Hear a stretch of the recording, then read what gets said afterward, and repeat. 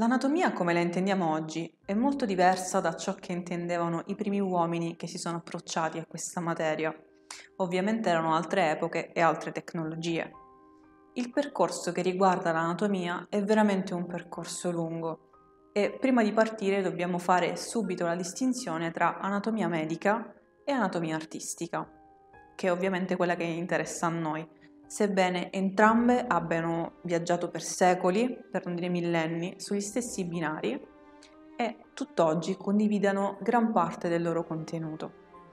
Però il viaggio che porterà alla concezione moderna, che avrà il fulcro, quindi il cambiamento totale con Leonardo da Vinci, è un viaggio molto lungo e non mi sento di parlarvi di Leonardo e di tutto ciò che accadrà dopo senza prima raccontarvi da dove siamo partiti, da dove l'umanità è partita per arrivare dove è arrivata oggi.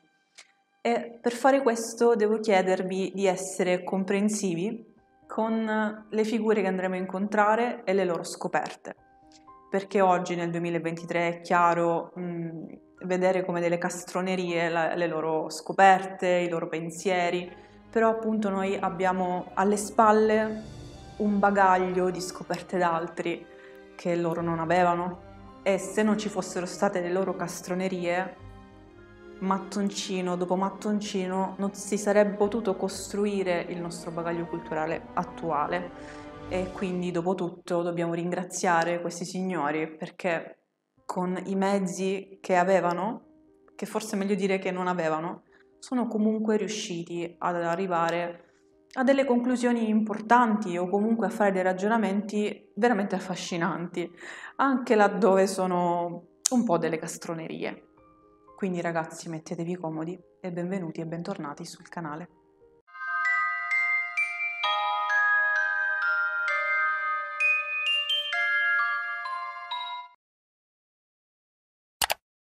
Mi è capitato molto spesso di imbattermi in persone affascinate da morire da culture lontanissime dalla nostra e le ho viste sbracciarsi tantissimo per dirmi quanto in quelle culture ci fosse un senso del tempo, una sensibilità, una profondità talmente spettacolari che noi uomini occidentali, che siamo così vuoti, non potremo mai capire.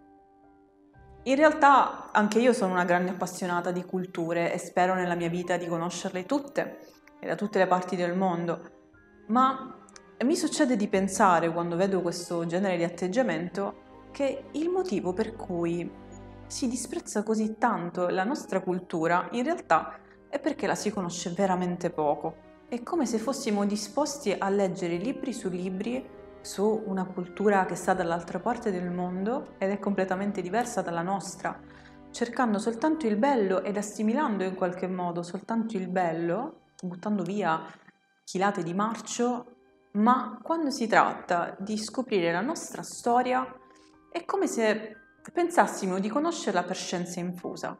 Ci accontentiamo di quelle 4 nozioni, di quei 4 nomi, di quelle 4 date che abbiamo studiato a scuola, che ci siamo trascinati e sorbiti dalle elementari alle medie, dalle medie alle superiori, su libri che in realtà erano dei riassunti di una parte della storia, studiata parzialmente perché sottolineata insieme al prof e poi mezza dimenticata.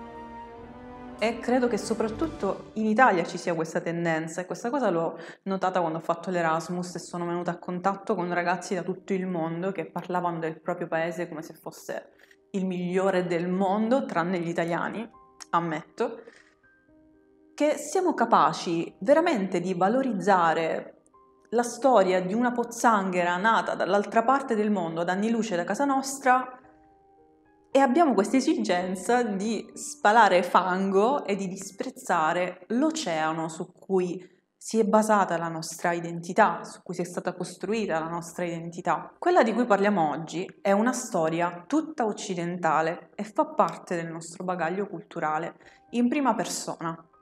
Queste persone sono quelle da cui noi in qualche modo discendiamo. Voglio che intendiate questo percorso anatomico come una specie di caccia al tesoro, dove noi siamo degli esploratori che vanno nelle pagine della storia a ricercare 2 sacri graal, l'anatomia e la fisionomica.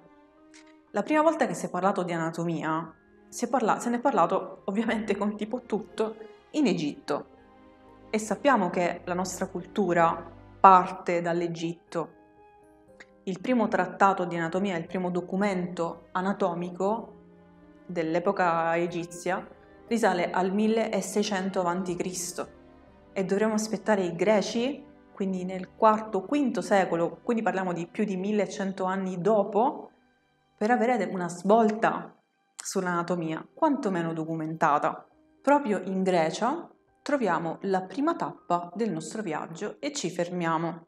E ci fermiamo proprio perché tra gli scritti di quel periodo troviamo un certo Zofilus, un uomo che si diceva esperto in qualcosa chiamato efisiognomonei, qualcosa che chi voleva entrare nella scuola pitagorica doveva assolutamente conoscere.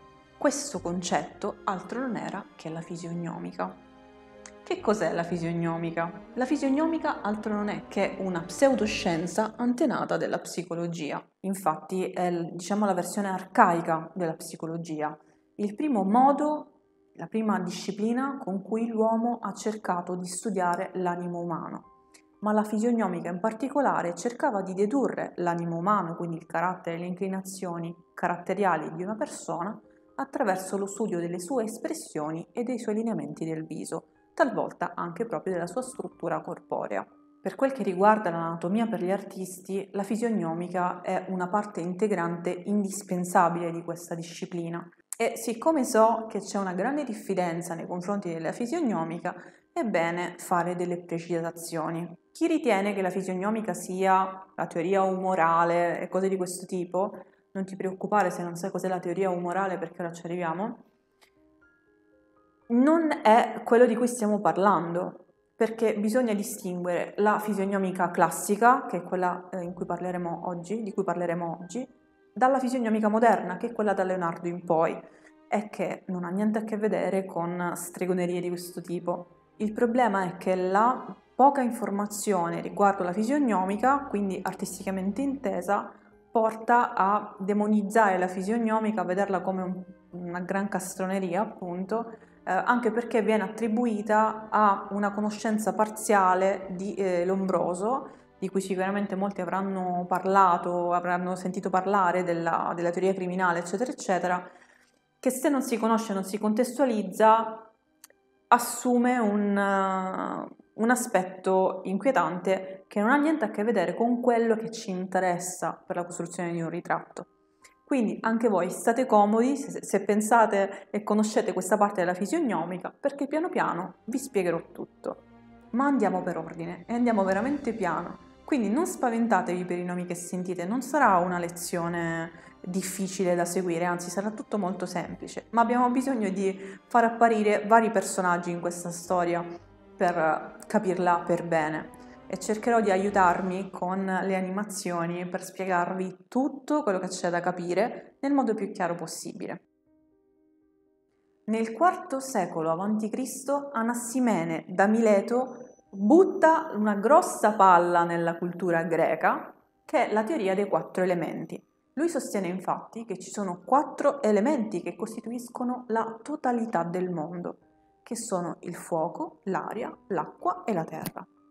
Un secolo più tardi, Empedocle, un altro filosofo greco, prenderà la palla lanciata da Anassimene e la andrà a modificare, andrà a dare corpo a questa teoria dei 4 elementi. Infatti Empedocle sostiene che in questa realtà che è in continuo mutamento, effettivamente tutto si costituisce su questi 4 elementi fissi. Ma sostiene inoltre che esistono 4 attributi a cui i 4 elementi fissi sono in qualche modo collegati. 4 attributi aggiunti da Empedocle alla teoria di Anassimene sono caldo, freddo, secco e umido. Secondo lui i 4 elementi fissi, quindi fuoco, aria, acqua e terra, affondano le loro radici in questi attributi e ne hanno 2 ciascuno. Ad esempio, il fuoco è secco e caldo. La terra è fredda e secca, l'acqua è fredda e umida, l'aria è calda e umida.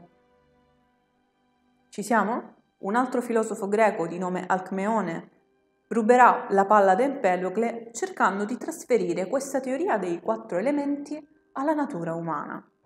Purtroppo le sue teorie non sono abbastanza efficaci, quindi la palla passa direttamente a Ippocrate di Coo, che cercherà di prendere l'idea di Alcmeone e cercherà di renderla un po' più concreta.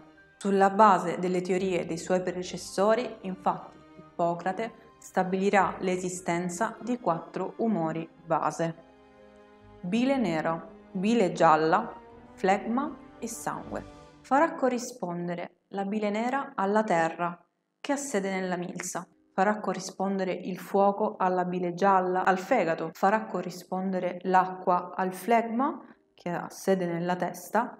Raga, il muco, sarebbe questo il flegma, se ve lo state chiedendo. E l'aria la farà corrispondere al sangue, che ha sede nel cuore. Il buon funzionamento dell'organismo dipendeva dall'equilibrio di questi elementi. E noterete che sembra che tutto ruoti intorno al numero 4. Ovviamente non è un caso. Abbiamo detto sin dall'inizio che l'origine della fisionomica era importante per chi voleva entrare nella scuola pitagorica. Adesso io la spiegherò male, già percepisco i filosofi svenire davanti alle mie spiegazioni, ma qui non siamo tra filosofi, siamo artisti dopo tutto. Ma vi spiegherò brevemente. In sostanza, secondo i pitagorici, tutti i fenomeni naturali ruotavano intorno ai primi 4 numeri naturali. Era una teoria chiamata Tetrachys e che praticamente costituiva con questi 4 numeri naturali la sacra decade, cioè quello su cui tutto si basava, su cui tutti i fenomeni naturali si basavano. Quindi 4 erano gli elementi, 4 erano gli attributi, 4 erano necessariamente gli umori.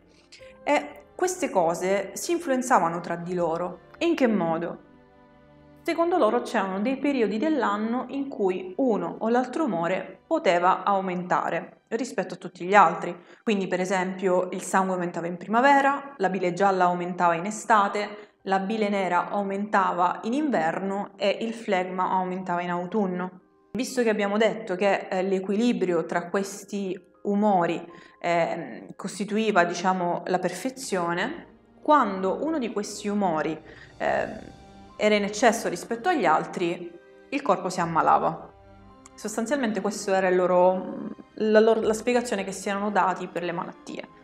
Partendo da questo, quindi ora che la palla è passata a Ippocrate e che ha cercato di mettere concretamente nella natura umana la teoria umorale, ci sono 2 filosofi che hanno cercato di giocare con questa palla, per cercare non più di inserire questa teoria esclusivamente nella sfera medica, diciamo, quanto più cercarono di inserirla all'interno della sfera psichica, quella che un tempo chiamavano appunto fisionomica. Questi 2 grandi filosofi altri non sono che Aristotele e Galeno.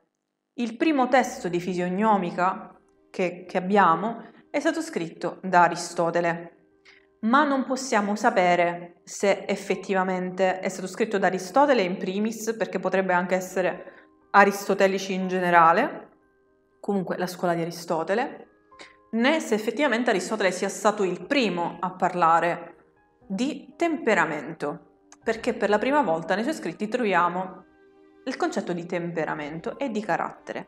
Nell'ambito anatomico, quindi non filosofico, Aristotele sarà il primo a parlare di anima e del collegamento tra l'anima e il corpo.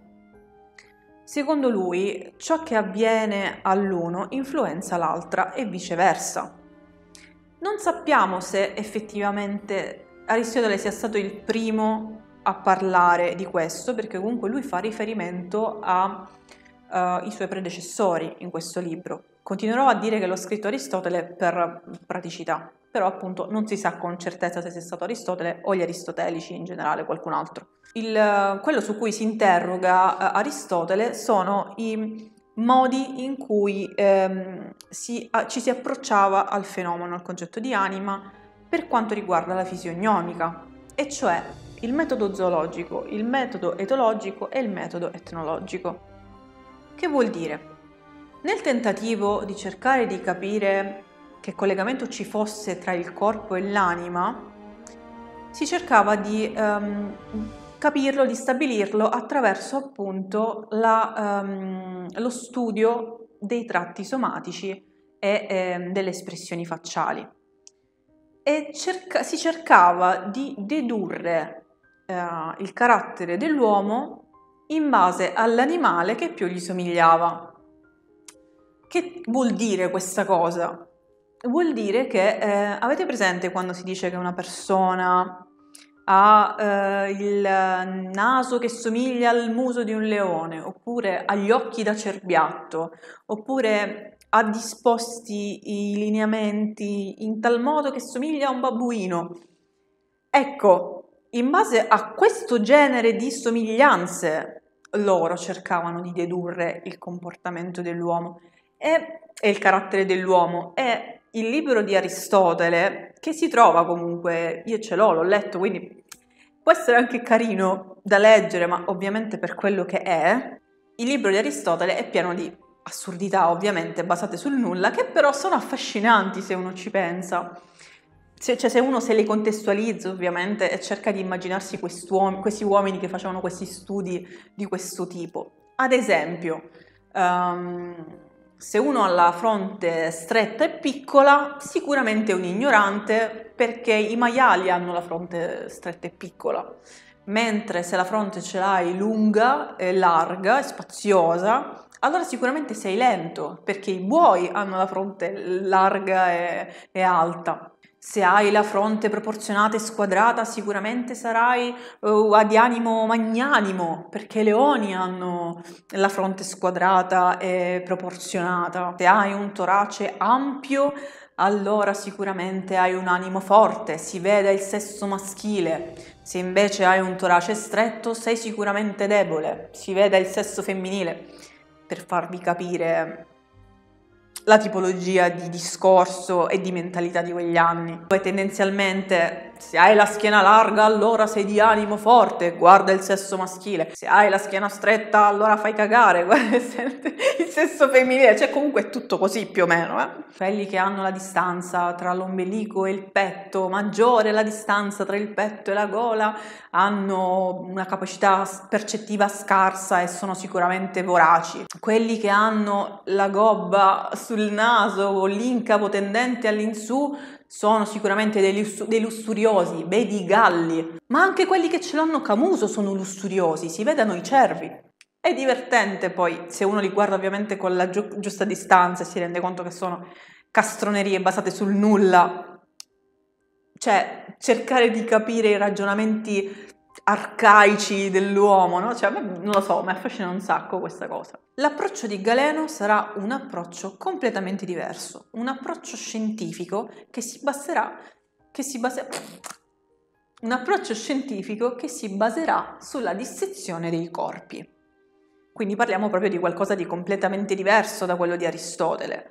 Sappiamo infatti che Galeno non era soltanto un filosofo, ma era anche un medico famosissimo e importantissimo nel suo tempo, tanto che fu il medico di Marco Aurelio, ma anche dopo. Cioè le sue teorie scientifiche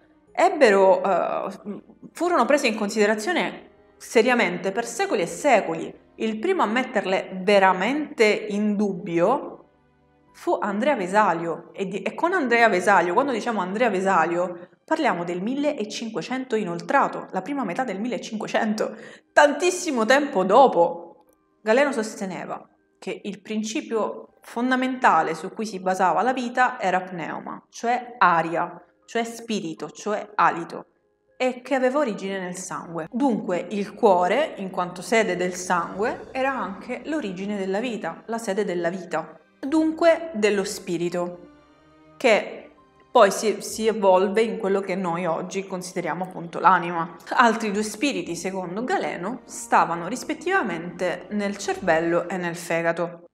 Lui cercò di dare una spiegazione ai vari eccessi di un umore e l'altro nel corpo. Secondo Galeno, la circolazione venosa e la circolazione arteriosa erano del tutto separate.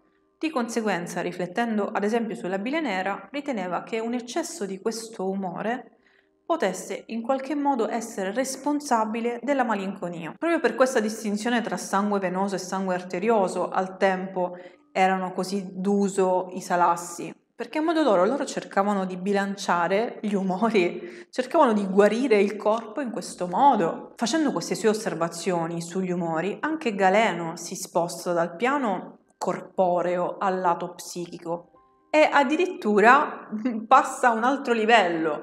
Lui ritiene non solo che l'eccesso di un umore sugli altri possa in qualche modo influenzare la salute del corpo, ma addirittura lui ritiene che ne influenzi il comportamento, il carattere e addirittura la costituzione. Quindi ne deduce che l'uomo con l'eccesso di bile nera non solo era appunto un malinconico, ma doveva essere anche triste e avido e soprattutto doveva essere necessariamente magro, quindi molto magro, smunto e pallido. Il collerico con un eccesso di bile gialla invece era un tipo energico, un tipo magro, un tipo simpatico, un tipo geloso e anche un po' superbo. Il flegmatico, invece con un eccesso di muco in sostanza, di flegma, doveva necessariamente essere una persona sovrappeso, doveva necessariamente essere serena, talentuosa, pigra. Il sanguigno, con il suo eccesso di sangue, doveva essere un tipo goloso, doveva essere allegro, doveva essere giocoso, gioviale ed essere interessato a una sessualità giocosa anch'essa. Come vi dicevo, le teorie di Galeno sono state prese dagli arabi, sono state alla base della loro medicina. Di conseguenza, grazie agli arabi ne abbiamo ottenuto delle traduzioni. Quindi gli scritti di Galeno girano il mondo, arrivano fino a noi e vengono arricchiti da Avicenna e da Mosè Maimonide, che prendono le teorie dei 4 elementi e in qualche modo le arricchiscono, le fanno incrociare con altre scienze o pseudotali, le collegano al macrocosmo e al microcosmo, all'astrologia, alla scienza e su queste iniziano a formulare addirittura i farmaci.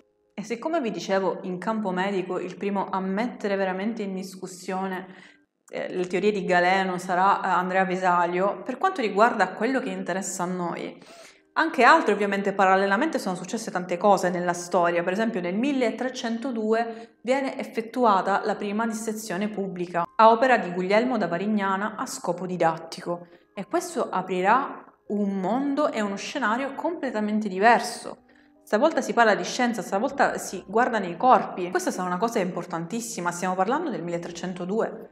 Pieno medioevo. Ciò che fece Guglielmo da Varignana verrà preso poi da Mondino dei Liuzzi e costruirà le basi per Leonardo da Vinci. E andando incontro a Leonardo noi metteremo da parte il lato scientifico dell'anatomia, ci dimenticheremo della iatrochimica, ci dimenticheremo della miasmatica e di Paracelso e ci concentreremo su quello che riguarda l'anatomia artistica. Per quanto tutto quello mi rendo conto che sarebbe affascinante da trattare e ovviamente ognuno di voi è libero di farlo. Anzi, se questi video vi possono stimolare ad andare a cercare libri e studiare storia, ho vinto! Ma per quanto appunto bella sia, noi non dobbiamo soltanto dipingere corpi.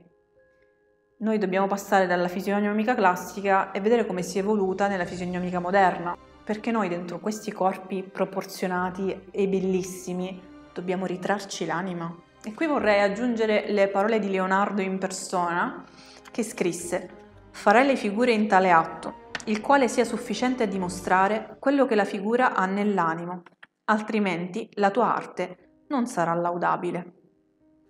E questo è proprio l'inizio della concezione moderna di arte e di ritratto in particolare. E questo è un metodo di indagine e un'arte tipicamente occidentale di cui dobbiamo essere fieri, perché è un'arte veramente introspettiva che cerca di affondare le radici di questo suo studio, di questa sua ricerca nella coscienza collettiva, non soltanto in quella individuale. Infatti, come vi dicevo, la fisionomica è l'antenata della moderna psicologia. E scopriremo insieme che le sue origini non hanno a che fare con la scienza, hanno a che fare con la pittura, che è l'arte di rendere visibile l'invisibile. È proprio la pittura che cercherà di mettere il focus su quello che è stato definito il profondo e che porterà alla psicologia. Quindi per tutti quelli che pensano che la pittura sia inutile, che serva soltanto a decorare le pareti, che non abbia mai avuto un'utilità di nessun tipo nella storia, non avete idea di quanto vi sbagliate, e questo è soltanto un sassolino nel mare di quello che è la pittura.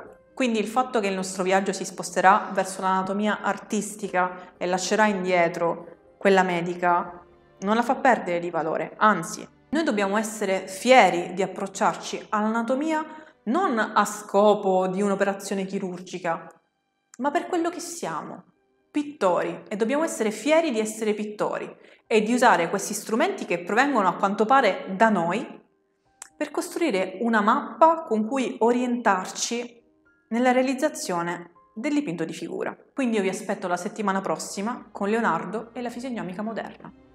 Un bacio a tutti.